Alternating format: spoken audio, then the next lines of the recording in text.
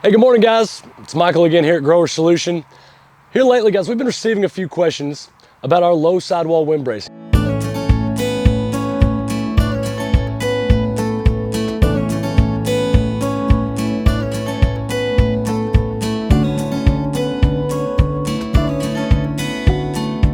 What we want to talk about today is this 12'6" wind bracing.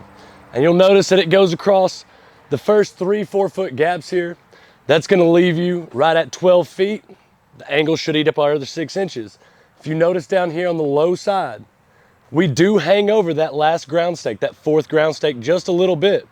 So what we're going to have to do, guys, we're going to have to, both tension bands are going to have to face the opposite end wall.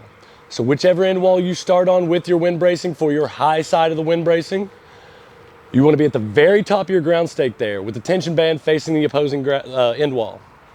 And then of course, your lower tension band, you're also going to want facing the opposing end wall. Now on your high side, what you're going to do, we've actually put this on the existing house. The film was already on. We loosened the timber up a little bit to slide the tension band in behind here between the timber and the ground stake. You're going to want to mount this in here. And what you're going to want to do is sandwich the flattened and punched piece of the tubing in between the 2 ears of the tension band. We're going to run a bolt and a nut to hold that together. And that's going to squeeze that tension band onto the flattened and punched side. On the lower side over here, again, we're going to want to hang over past the ground stake just a little bit. As you can see, we're about 2.5 inches here, and the tension band facing the same direction. Now, instead of sandwiching, we're going to go ahead and pinch the tension band together, and we're going to run the nut and bolt through the tension band. Then we're going to run that through the flattened and punched end of your wind bracing here. Now what that's going to do is that's going to pull everything together when we tighten the nut and bolt, and that's going to give us the resistance from the wind that we're looking for on our 40-foot and longer houses.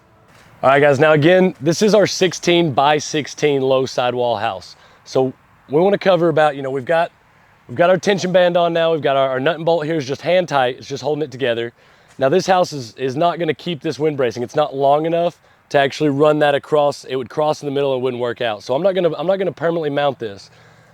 But once you have this in place on your greenhouse, you want to take one of our tech screws here, and we want to go ahead and avoid the end wall film where we're going to mount that. We want to avoid going too far on the outside so we don't puncture any holes in our end wall. So go ahead and just come right here where you put your tech screws for your bow tech screw and where your corner bracket's going to end up being, and just go ahead and put your tech screw right in there, and that's going to help secure your tension band to the ground stake. We want to do that on the opposite end, on the low end as well, just to make sure that once everything's in place and the nuts and bolts are snugged up, we drive that tech screw through there and it shouldn't go anywhere else. Of course, guys, if you do have any further questions, feel free to reach out to us. We will try to answer any technical questions about installs.